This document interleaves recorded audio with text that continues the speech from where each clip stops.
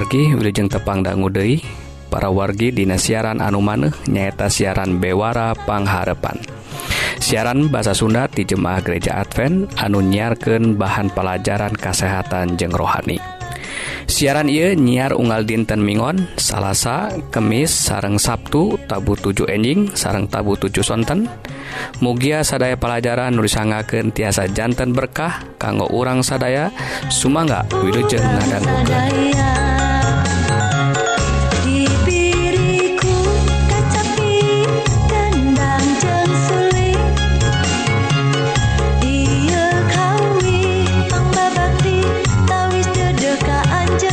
Sampurasun para wargi kaum dangu di mana wae ayana dina danget ieu rohang rohani bade nyandak judul pangcegahan virus corona. Para wargi kiwari urang ngadangu aya wabah anu pang ngahariwangkeun ka urang salarea boh urang anu aya di Indonesia kitu oge urang-urang batur-batur urang nu aya di sakuliah dunya kulantaran ayana hiji wabah anu disebat wabah virus corona. Tah paragi virus corona sareng panyawat anu pakait sareng virus ieu nyaeta panyawat anu aya hubunganna sareng saluran pernapasan. Ieu teh kajantenana di Tiongkok khususnya di kota Wuhan. Tah rupina jalmi anu kajangkit anu katarajang panyawat ieu teh langsung ngaraos sesek kitu oge demam anu luhur pisan demamna. Nu akibatna tiasa wae jalmi eta teh langsung kasawat anu abot pisan dugikeun ka aya nu maot. Tah para wargi ku kituna warga-warga anu di kota Wuhan kitu oge nu di sakuliah nagara Tiongkok menitaki-taki lantaran virus eta bahaya pisan anu akibatkeun tiasa jalma tiwas ngadadak para wargi. Tah ku kituna para wargi urang dina rangka nyegah ieu bahaya virus corona urang kedah taki-taki kumaha carana masing ieu virus corona atawa kajangkitna katarajangna jalma khususna di Indonesia can aya anu kasebat ka katarajang ku panyawat ieu nanging urang kedah taki-taki kedah waspada. Tah naon wae anu ku urang kedah dipilampah supados urang henteu katarajang panyawat anu disababkeun ku virus corona ieu. Tah ieu sabaraha pola hirup anu sehat sareng bersih nu kedah diterapkeun ku urang supados urang tiasa nyegah katarajangna ku panyawat anu sababkeun ku virus corona. Nu kahiji para wargi nyata urang kedah ngajagi bersihna pandangan urang. Tah urang kedah ngawasu pandangan urang ku cai anu ngalir nganggo sabun. Nah singyaan kukumbahna teh. Anu kadua urang kedah nerapkeun etika lamun batuk lamun bersin teh kudu cara ditutup irung atawa waos urang ku tisu atau ku pandangan mun teu aya mah supados bilih aya entong nularkeun ka batur. Tah lajeng anu katilu lamun tuangna kedah tuang anu bergizi seimbang. Naon tah nyaeta tuangan anu tong nyababkeun nurunkeun kana daya tahan awak urang nyaeta nya lemak-lemak gitu oge anu amis-amis gula-gula kedah disingkahan. Tah bubuahan sareng sasayuran kalebet gizi seimbang anu kedah diutamikeun para wargi. Tah lajeng anu ka opat para wargi. Urang kedah milampah olahraga minimal 1/2 jam dina sadintena. Lajeng anu kalima urang kedah cekap istirahat. Tah kedah cekap kulem wengi entong kulemna dugikeun ka puting teuing gitunya supados urang tiasa kulem anu leres kulem. Lajeng anu pamungkas nyaeta lamun aya karaos sarupaning panas demam anu luhur pisan kitu oge rasa sesek anu pohara urang kedah enggal-enggal berobat ka dokter, enggal-enggal diparios ku dokter. Tah sakitu parawargi lalampah urang kanggo nyegah katarajangna ku penyawat anu disababkeun ku virus corona. Mugi-mugi ieu janten berkah kanggo kasehatan sadaya. Hayu urang muji syukur ku kidung-kidung pujian.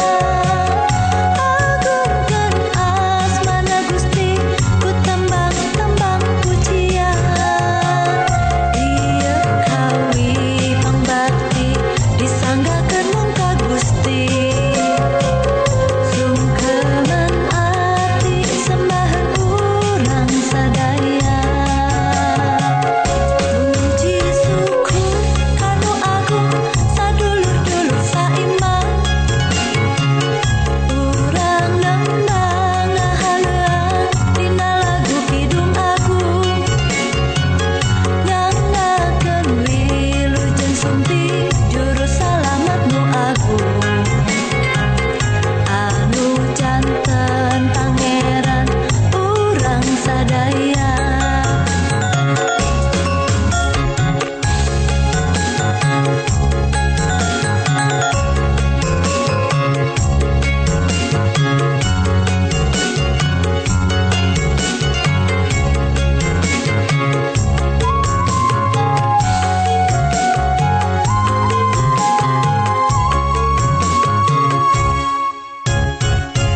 Muji syukur kanu agung sadulur-dulur saiman.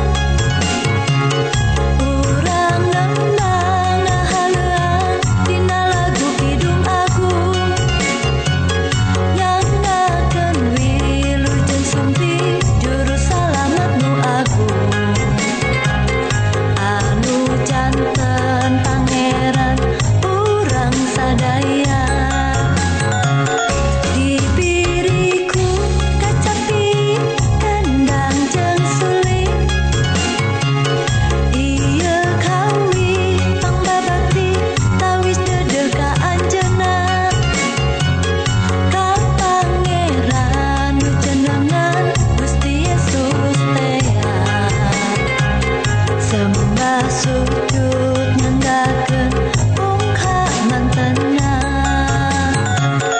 Hayu urang muji syukur ku kidung-kidung pujian. Agungkeun asmana Gusti ku tembang-tembang pujian. Ieu kawi pangbakti disanggakeun mung ka Gusti. Sungkeman ati sembahan urang sadaya. Dibiriku kacapi kendang jeung suling. Ieu kawi pangbabakti tawis dedeu ka anjeunna. Ka pangeran nu jenengan Gusti Yesus tea. Sembah sujud nyanggakeun. Tah sakitu para wargi kaum dangu bewara ngeunaan kasehatan. Mugi-mugi para wargi diberkahan ku Gusti, dipaparin kakuatan sareng kasehatan jiwa sareng raga kanggo lumampah sareng minamel padamel sadinten. Sakali deui upami para wargi ngaraos diberkahan atanapi aya patarosan tiasa ngontak Kasim Abdi dina serat email nyeta bewarapangharepan@gmail.com atawa ngontak kana nomor HP atawa SMS di nomor 08 81 9 22 75 8. Mugia urang tiasa saling nguatkeun dina nandangan hirup anu campuh ku hal-hal duniawi. Mugia urang tiasa ngengingkeun hirup anu pinuh ku katentreman di lebet Isa Almasih nu kawasa di dunia jeung akhirat. Salajengna hayu atuh kaum dangu urang teraskeun kana rohang rohani anu bade ngaguar pangajaran kanggo bawaeun ka hirup akhirat nu unggelna tina kitab suci. Sumangga wilujeng ngadangukeun.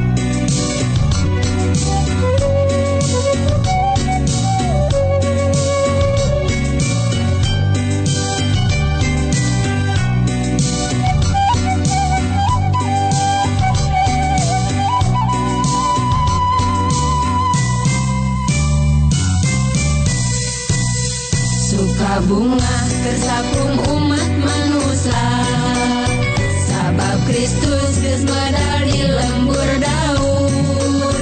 Cicirena dibedong kulala makan, diebogeun nangan dina pamakanan. Jatuh madak tembong balat sawarga, malaikat kecida pisan lobana, tingkalean nemangkeun muji ka Allah, nyamuliakeun juru salam teu sumping. Muliakeun asmana Allah di langit anu pangluhurna, di bumi sing aya serta keur manusa nu pamana kumakeuna. Puji Gusti nu Maha Suci, kiwaritos cumpon kana janji, saperti sihar para nabi, Gusti Allah anjeunna keur sami jalmi.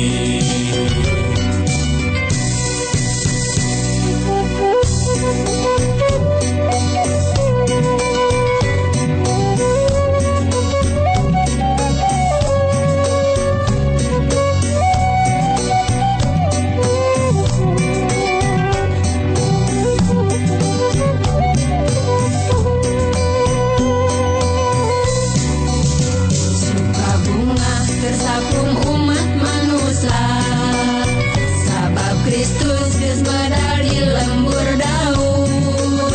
Cicirena dibedong kulala makan, diebogeun nangan dina pamakanan.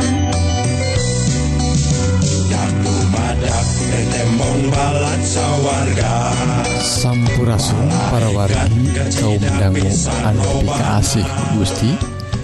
Rohang rohani dinten ieu judulna tanda akhir zaman anu dicutat tina Injil Matius pasal 24. Para wargi kaum dangu anu dikasih ku Gusti, lamun dina dinten-dinten kapengker ieu urang ngadangu seueur hal-hal anu mangherankeun, manghebohkeun, kitu oge dugikeun ka nyeret kana hal anu pikasieun kulantaran hal-hal anu kajadian di dunia ieu teh meuni ngahawatoskeun pisan para wargi. Boh ayana pembunuhan, jinah, kitu oge peperangan, segala rupi anu kajadian anu can pernah kajadian ayeuna mineng kajadian. Tah para wargi, hal-hal sarupi kitu teh rupina janten tanda-tanda anu rupina tos diwahyukeun atawa diramalkeun ku jenengan Isa Almasih. Waktos anjeunna ditaros ku para muridna. Murid-muridna waktu ngempel sareng Isa Almasih kieu dicutat dina Matius pasal 24. Yesus ngareureuh di Gunung Jetun. Murid-murid nyalamperkeun. Teu jeung sasaha deui maranehna wungkul. Tuluy miunjuk, mugi diwartoskeun anu jadi disaurkeun teh iraha pijadieunana. Maksudna akhir zaman gitunya. Kitu deui perkawis pisumpingan Bapa teh engke sareng akhir zaman kumaha galagatna. Kitu murid-murid naroskeun miunjuk ka Isa Almasih. Lajeng waler Yesus Marane sing iyatna ulah benang kaperdaya, sabab engke bakal loba anu ngaku-ngaku kami Kristus, kami teh juru salamet. Loba anu bakal katipu. Maranehna bakal ngadenge durderna perang dinu deket, ngadenge beja-beja perang dinu jarauh. Tapi ulah sarieun, pasti eta teh baris kajadian. Tapi lain hartina geus kiamat. Bangsa-bangsa silih perangan, nagara-nagara silih tarajang, bala kalaparan jeung lini oge di mana-mana. Lajeng eta kabeh kajadian kakarek ngamimitianana ibarat mimiti nyalingitna kanyeri anu rek ngajuru. Tah parwargi rupina anu disaurkeun dina ayat tadi teh nuku abdi diaoskeun, rupina eta kajadian-kajadian teh nembe mimitian. Tah lamun urang ningal ayeuna atawa nu kapengker kajadian sapertos peperangan, sapertos aya beja-beja peperangan atawa oge nu ngaku-ngaku dina agama teh abdi utusan ti Allah teh. Rupina parwargi hal sarupa kita terus aya wae terus dina zaman anu ku urang nuju dilakonan teh seueur kajantenan sapertos kitu. Dugi ka aya lini gempa bumi teh, kalaparan, gening, tos aya di mana-mana kajantenan. Boh dinu nagara anu miskin kitu oge di nagara anu ngaleuyah kudahareun aya wae tempat-tempat anu dugikeun ka kalaparan parwargi. Tah kajadian-kajadian ieu teh rupina nembe ngamimitian. Ngamimitian anu disebat akhir zaman teh. Lajeng parwargi kedah kumaha tadi disaurkeun ulah sieun. Lajeng disebatkeun deui geus kitu maraneh bakal ditangkep. Tah kunaon ditangkep ieu? Kitu oge diserenkeun sangkan disiksa dipaehan. Bakal dipikageuleuh ku unggal jelema dumeh anut ka kami. Tah eta alasana. Dumeh urang jalma-jalma anu percanten ka Isa Almasih anu Isa Almasih nu nyaan sanes nu palsu ieu parwargi. Aranjeunna bakal dipikageuleuh, bakal ditangkep, disiksa supados urang henteu percanten deui ka Isa Almasih. Tuh, kitu tekenanana. Kitu oge dina ayat anu salajengna zaman eta disebatkeun bakal loba anu murtad, silih hianat, silih pikageuleuh. Kunaon janten murtad parwargi? Ku kitu teh tadi kulantaran diteken, disiksa. Aya anu satia dugi ka satia pisan, mangking satia, tapi aya oge jalma anu undur janten murtad. Kitu oge jalmi-jalmi saderekna atau babaturanana malih janten hianat, janten mikageuleuh ka urang. Tah parwargi dilajengkeun dina ayat 11, nabi-nabi palsu barijil jadi loba anu bakal kasasarkeun ku narekab-narekabna kajahatan jelema-jelema teh nepi ka leungit kanyaahna.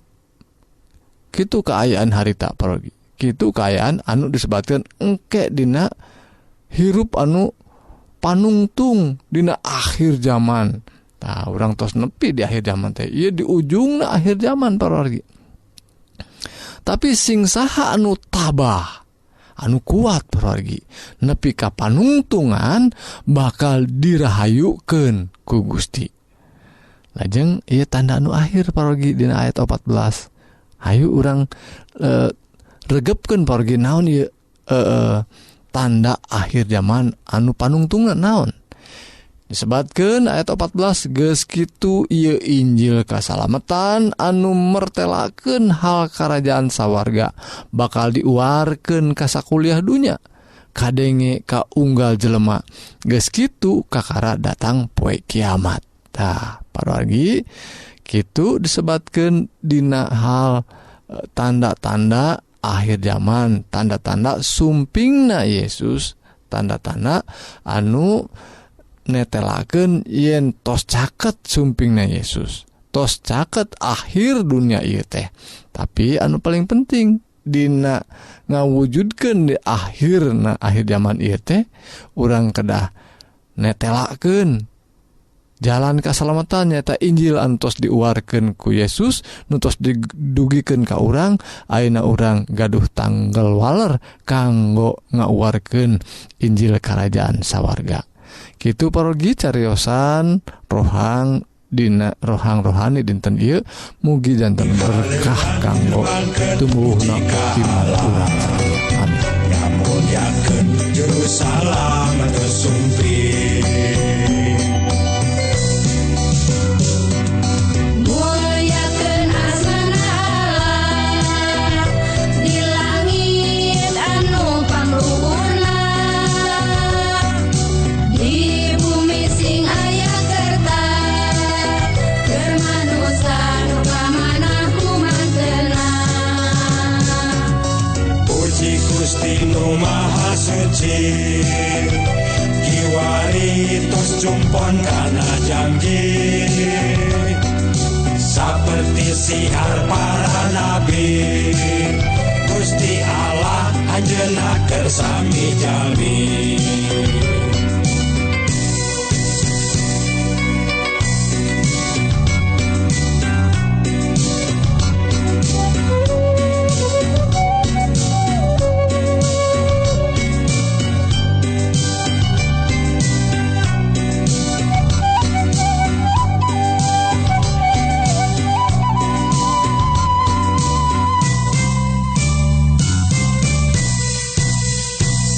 Bunga tersapung umat manusia, sabab Kristus geus medal di lembur Daud.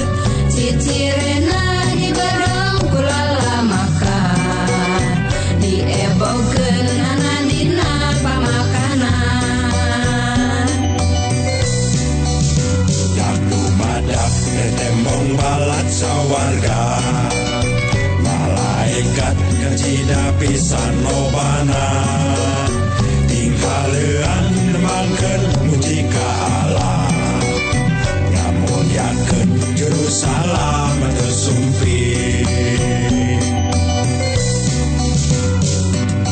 Muliakeun asmana Allah di langit anu pangluhurna,